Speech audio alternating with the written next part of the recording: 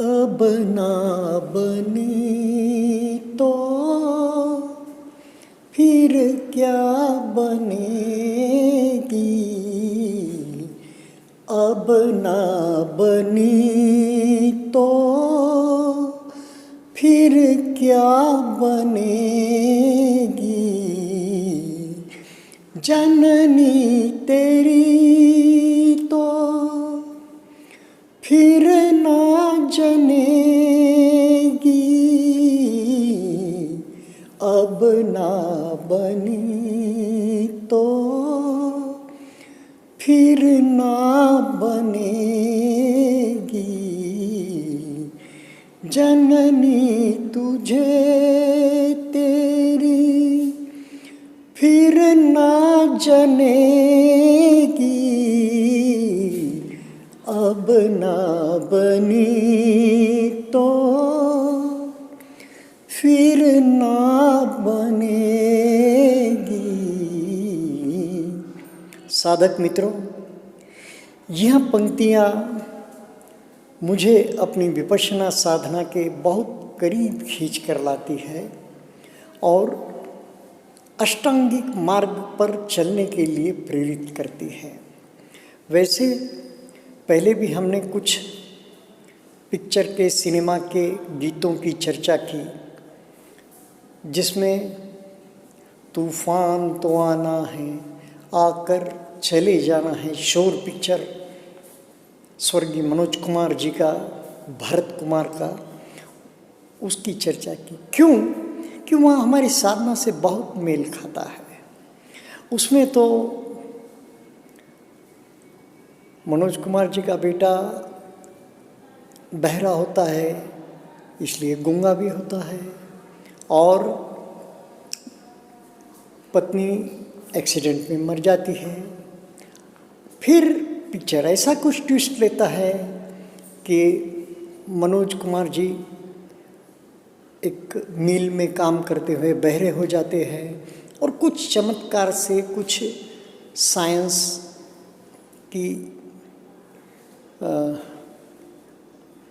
Science के जो result है उसके कारण लड़के की जो बहरापन है चले जाता है, तो बाप बहरा हो जाता है। इस प्रकार यानी कि जीवन की नश्वरता, अनित्य बोध के करीब ले जाने वाले पुराने जो फिल्म थे, जो साहित्य था, नाट्य था, काव्य था, वह हमें अनित्य बोध की ओर इशारा करता था, अनित्य बोध की ओर लेकर जाता था। प्रायः ट्रेजेडी होती थी, दुखद, क्योंकि जैसे हम देखते हैं अब बहुत तेज़ ज़िंदगी हो गई है, बहुत ज़िंदगी ने रफ्तार पकड़ ली है। पर एक 60s, 70s, 80s का ज़माना देखें तो बहुत दुख भरा ज़माना था। ऐसा दुख भरे दिन बीते रे भैया, ऐसा कहें, या दुखों का एक सरोवर था। और हमारा देश, बाकी के देशों की क्या चर्चा करें, एक गुलामी से 1100 साल की गुलामी से निकलकर एक नया कली फूली थी। जो सोने की चिड़िया थी, सिर्फ अपने अतीत पर एक प्रकार से उसे नाज था, गर्व था, लेकिन वर्तमान में जीवन बड़ा दुखद था। दुखद था क्या? कष्टपूर्ण था। तो उस वक्त बलराज साहनी जी, जो भीष्म साहनी जी एक ग्रेट साहित्यकार हैं, उनके भाई बलराज साहनी जी जो भी सिनेमा लेते थे बिल्कुल सुपरहिट होता था। एक बहुत ही एक जिसे कहें हम कि सौजन्यपूर्ण चेहरा और व्यक्तित्व लिए होते चरित्र अभिनेता का, तो उनका वक्त पिक्चर वो भी देखे तो बड़ा अनित्य बोध जागता है। तो मित्रों, आज हम यंत्र तंत्र मंत्र विपश्यना का यह देख रहे हैं, तंत्र यंत्र मंत्र विपश्यना ध्यान साधना का।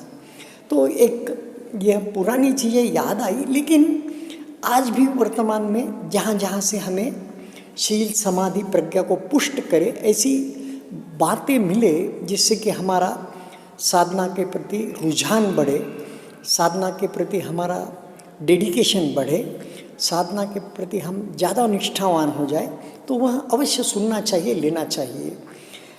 अब देखिए ना कि गुरुदेव कहते हैं कि साधना के क्षेत्र में अष्टांगिक मार्ग पर चलने का आपका एक हर कदम सुफलदायी है और विद्या अशुफलदायिनी है। तो सचमुच जिन्होंने एक शिविर किया है, जो कुछ पुण्य पारमी उनकी उस शिविर पूरा करने में फलदायी हुई है, तो उन्होंने अवश्य, मैं तो अवश्य कहूँगा कि बैठकर चिंतनमयी प्रज्ञा, श्रुतमयी प्रज्ञा, चिंतनमयी प्रज्ञा से बैठकर सोचना चाहिए कि सचमुच 10 दिन में मैंने क्या क्या पाया। डिजिटल डिटॉक्सिफिकेशन रहो या ये भौतिक शरीर का भी डिटॉक्सिफिकेशन रहो, ये कैसा मैंने अद्भुत चमत्कार पाया अपने जीवन में। कैसे मैं पूरे 24 घंटे एक विद्या के आचरण में मैंने लगा दिए, सिर्फ सुनने में नहीं। सुबह 4 बजे का ब्रह्म मुहूर्त का 12 दिन का जागरण कितना फलदायी है। और उस वक्त की ब्रह्म मुहूर्त की तरोताज़ा हवाएं, तरोताज़ा वायुमंडल, वातावरण, और फिर उसके बाद 6:30 बजे बिल्कुल जिस वक्त पे नाश्ता करना चाहिए, 2-2.5 घंटे टपने के बाद उस वक्त 1 किलोमीटर तक हम पैदल चलते हुए, सीढ़ियाँ चढ़ते हुए जाते हैं और फिर एक बहुत ही अच्छा नाश्ता लेते हैं। कितना योग्य समय है आयुर्वेद की दृष्टि से भी है। तो इस प्रकार अपने 10 दिन के साधना का जब आप मूल्यांकन बैठकर करेंगे ना, तो फिर आपको नई ऊर्जा प्राप्त होगी कि मैंने इन 10 दिनों में क्या क्या पाया, मैंने इस 10 दिनों में मेरा स्वदर्शन कैसा हुआ, मैंने मेरे में की क्या क्या कमियां मैंने देखी, मेरे में के क्या क्या गुण मैंने देखे जिन्हें मुझे और संवर्धित करना है। तो इस प्रकार अनेक सत्य सामने आते हैं, फिर भी हम कितने जागरूक है, कितने सजग है, उस पर उसका हमें अनुभव आना, उसका हमें बोध होना, यह डिपेंड करता है। तो इस प्रकार मैं आपको बता रहा था। अब चलिए बात साधना के यंत्र, तंत्र और मंत्र की करते हैं। तो यंत्र यानी कि इस साधना की जो यंत्र चालन होता है, जैसे हम फिजिकली बोलते हैं, वैसा यहाँ अष्टांगिक मार्ग शील, समाधि, प्रज्ञा यंत्र है। तंत्र क्या है? तंत्र है आनापान और विपश्यना, यानी कि सती और संपजन्य। इस प्रकार यानी कि जागरूकता, सजगता और समता, यानी कि जो उपेक्षा, संप्रज्ञान, यह है तंत्र। और अब मंत्र क्या है? मंत्र है हमारी विपश्यना ध्यान साधना की प्रति बिल्कुल बोले तो गुरुदेव जैसे रत्तंदी व मतंदितो, यानी कि सारे समय कि हम शील पालन कर रहे हैं और यानी कि कंटिन्यूटी ऑफ प्रैक्टिस। मंत्र गुरुदेव क्या कहते हैं, 4-5वें दिन लगता है ना नोटिस बोर्ड पे, continuity of practice is the key to success, यानी कि साधना की निरंतरता। तो हमारे जीवन में भी हम साधना के प्रति कितने निष्ठावान हैं और निरंतरता यानी कि क्या? जब भी हमारे दैनंदिन जीवन में, व्यवहार में भी हम जब कोई कार्य कर रहे हैं तो भी कि अब देखें कि हमारे में कुछ भावनाओं का उभार आया है क्या, कुछ हुआ है क्या, तो शरीर में कुछ हलन चलन हुई है क्या, यानी कि शरीर में कुछ गर्माहट आई है क्या, कोई उद्वेगपूर्ण प्रसंग है। क्योंकि व्यवहार में और दैनंदिन जीवन में भी ये जो अनेक प्रकार के विकार हैं वह नहीं आए ऐसा होता नहीं। विकार में रागात्मक भी हो सकते हैं, द्वेषात्मक भी हो सकते हैं। हमें सिर्फ अप्रिय और द्वेषात्मक विचारों के विषय में जल्दी हम अवगाह होते हैं या जागरूक होते हैं या मालूम पड़ता है, पर जो हम रागात्मक विकार हैं, काम युक्त जो विकार हैं, कामनात्मक जो विकार हैं, उनमें विकार समझते ही नहीं हैं हम, तो उनके बारे में जागरूक रहते ही नहीं हैं। जब प्रिय संवेदनाएं जागती है तो देखना चाहिए कि मन पर भी कुछ रागात्मक हो रहा है। राग और द्वेष दो ही विकारों के पहलू है, दो ही एक ही सिक्के के दो बाजू है, तो उसमें रागात्मक चीज़ों का भी हमें पता लगना चाहिए, कामना युक्त चीज़ों का भी पता लगना चाहिए कि भाई दैनंदिन जीवन में इस प्रकार प्रिय संवेदनाएं चली, हमारा सांस, हमारी संवेदनाएं किस प्रकार चल रही है और मन में किस प्रकार के चित्त पर क्या धम्म छाया है या विकार छाया है या विचार छाया है या वितर्क आया है अभी। तो इस प्रकार हमें जब मालूम होता रहेगा और उस समय भी हम समता में हैं, उस समय भी हम दृष्टा भाव में हैं, तो जीवन में भी साधना उतर रही है और साधना की निरंतरता बढ़ रही है और हम चेतन मन से ही, बुद्धि से ही, प्रज्ञा से ही सिर्फ जागरूक नहीं है, तो अंतर्मन भी धीरे धीरे उसका क्षेत्र कम हो रहा है और जागरूक मन का क्षेत्र बढ़ रहा है, प्रज्ञा बढ़ रही है और संज्ञा धीरे धीरे क्षीण हो रही है।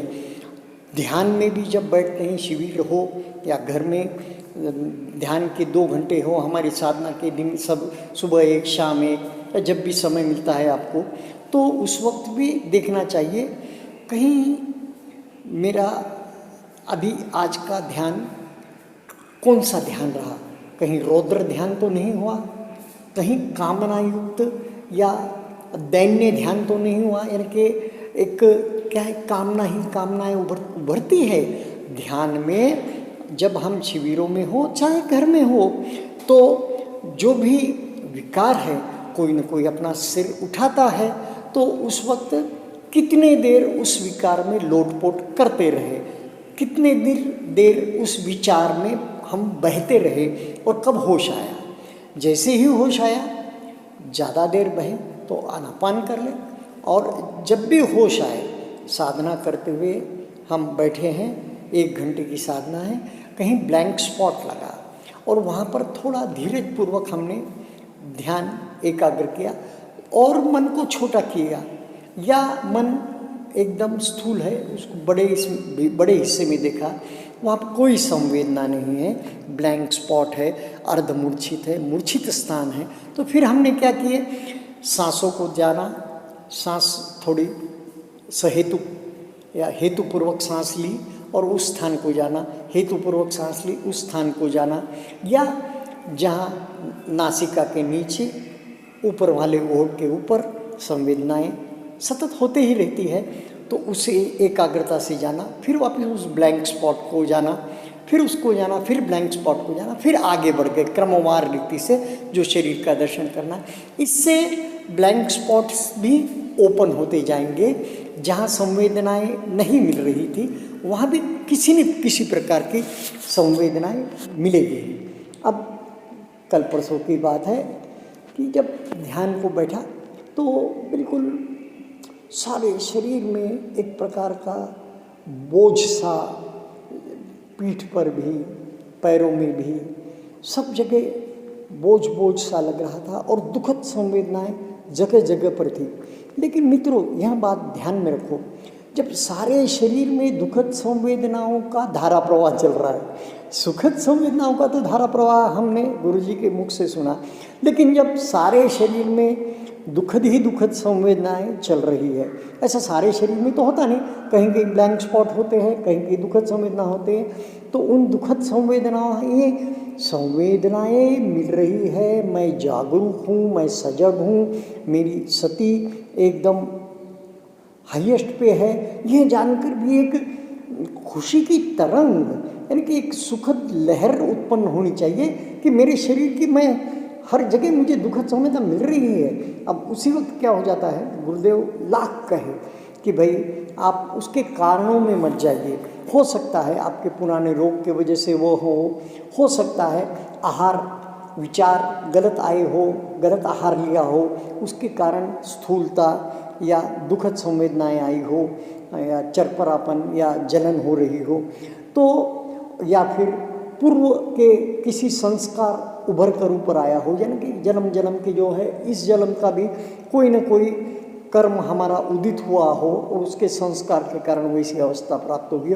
4 कारणों से, वातावरण से भी वैसा हो सकता है, तो उन्हें नहीं जानना चाहिए। लेकिन धीरे से मन क्या करता है, अरे ऐसा हो रहा है तो क्या क्या कारण है, ऐसा जानने की कोशिश करता है। जब भी रोक लेना चाहिए तो जाना, अरे नहीं, परसों के दिन क्या हुआ था कि कहीं थोड़ा 2-2.5 कोई कार्यक्रम था, कोई प्रोग्राम था, 2-2.5 घंटे खड़े रहना पड़ा। अरे मैंने कहा जो रेगुलर एक्सरसाइज है, रेगुलर योगा है, रेगुलर 10,000 कदम की वॉकिंग है, उसके अलावा मुझे उस दिन 2-2.5 और नींद भी ठीक से नहीं हुई थी, तो उसके कारण भी और 2-2.5 घंटे खड़े रहने, सतत खड़े रहने के कारण भी मुझे थोड़ा सा लगा कि अरे इस बार तो वह घंटा न करते हुए मैंने 1.5 घंटे तक साधना की। हाँ, पैर बदलता रहा, उसमें बिल्कुल आंखें तो मत खोलो कम से कम, हाथ बदलने का काम नहीं है, हाथ दुख रहे नहीं थे, हाथों में कोई उतना दर्द नहीं था वैसा। और कभी भी यह भी ध्यान में रखना चाहिए, गुरुदेव कहते हैं ना, इतना असह्य दर्द है क्या पैर टूट जाएगा, नहीं है ना आज तक का अनुभव, तो फिर बैठे रहो, देखते रहो। जितनी सहनशीलता, जितना आप उसको सजगता और सहजता और समता से देखेंगे, उतनी बाधाओं को आप अगले आने वाले जीवन में, व्यवहार में आप सहजता से पार करेंगे। तो फिर 1-1.5 घंटा निकल गया और देख रहा हूँ मैं कि जैसा जैसा आगे घंटा बढ़ता जा रहा है, आगे समय बढ़ता जा रहा है, वैसा वैसा वह दर्द निकल जा रहा है, पिघल जा रहा है, या उसकी अनुभूति नहीं हो रही है। अब साधना में बैठना सहज हो रहा है। फिर उस दिन को मैंने जब नहीं छोड़ा और पैर बदलने की ज़रूरत है तो पैर बदलता रहा। किसी किसी के कमर में दर्द हो जाता है, किसी किसी का सर चकराने लग जाता है या सर में दर्द होने लगता है। तो दर्द को जानना और इतना धैर्य रखना कि हम दर्द को जो चेंज है वह भी देख सके, इतना धैर्य रखना चाहिए कि बदल रहा है तो सचमुच बदल रहा है क्या ये जाने, तो उसके बाद जो खुशी होगी आपको, खुशी तो होनी हो, यानी कि उस अर्थ में नहीं कह रहा हूँ मैं खुशी कि राग और द्वेष, इस अर्थ में कह रहा हूँ कि एक प्रकार से जब हम सत्य की देख लेते हैं कि देखो यह संवेदना भी बदल रही है, दुखद संवेदना भी बदल रही है, सुखद संवेदना भी बदल रही है, तो अनित्य बोध पुष्ट होने का एक मन में प्रीति प्रमोद, मन में एक सुखद भाव जागता है। उसे अब रोक नहीं सकते, उसे सिर्फ जानना है, सजगता से जानना है, समता से जानना है। इस प्रकार हमें जब तंत्र यंत्र और मंत्र, यंत्र तंत्र और मंत्र के साथ विपश्यना ध्यान साधना को हम भली प्रकार से जानेंगे और श्रुतमय प्रज्ञा, चिंतनमय प्रज्ञा के लेवल पे भी जब हम इसे दृढ़ करेंगे, निश्चय करेंगे इसका, और साधना की निरंतरता में किस प्रकार हम जा सकते हैं व्यवहारिक तरीके से, तो वह करेंगे तब कहीं साधना छूटेगी नहीं तो एक शिविर किया और साधना छूट सकती है। और बीच में भी कभी एक, मैंने तो सीनियर टीचरों से यह सुना, एक मंथ का भी शिविर कर लिया, लेकिन हो सकता है किसी दुर्भाग्यपूर्ण विकार ने सर उठा लिया और साधना छूट सकती है। तो इसलिए साधना का यह दृढ़ पथ जो मिला है, यह जीवन जो मिला है कि सचमुच ऐसा लगता है कि मनुष्य जीवन दुर्लभ है, मनुष्य जीवन में साधना मिलना दुर्लभ है। तो फिर यह पथ जो मिला है तो इस पर हम चलकर हमारे दुखों को उससे मुक्त हो सके। हर बार देखें हम साधना करने के बाद, शिविर करने के बाद कि कितने कितने दुखों से हम मुक्त हुए, किस किस प्रकार हमारा हर कदम हमें मुक्ति की ओर, मोक्ष की ओर, निर्वाण की ओर आगे ले जा रहा है, किस प्रकार हमारे बंधन टूट रहे हैं। क्योंकि आते जाते सांस पर रहे निरंतर ध्यान, कर्मों के बंधन खुले होए परम कल्याण, इस प्रकार के दोहे भी हैं ना गुरुदेव के। तो आनापान से ही जो हमारे कर्मों के बंधन हैं वे धीरे धीरे क्षीण होने लगते हैं, धीरे धीरे छूटने लगते हैं। तो आवश्यकता इस बात की है कि हम साधना के पथ पर अग्रसर होते रहें, साधना में दृढ़ता से चलते रहें और समझते रहें कि साधना हमारी कहीं यंत्रवत न हो जाए, यंत्रवत मैकेनिकल यानी कि रूढ़िबद्ध तरीके से न हो जाए, बल्कि साधना में हम हर क्षण सजग रहे, जागरूक रहे और हर संवेदना को उचित महत्व दे। संवेदनाओं को महत्व देकर उसी वक्त यह भी जान सकते कि चित्त पर यह चल रहा है और शरीर पर इस प्रकार की धारा चल रही है। तो इस प्रकार हम हमारी साधना को धीरे धीरे निरंतरता से आगे बढ़ा सकते हैं, ताकि साधना भी जीवन में हमें फल दे। आशु फलदायिनी साधना है, उसका भी हमें साक्षात्कार हो, वह भी हमें दृष्टिगोचर हो, ताकि हम और दृढ़ता से लगे और औरों को भी साधना के प्रति ज़्यादा से ज़्यादा लोगों को साधना मिले।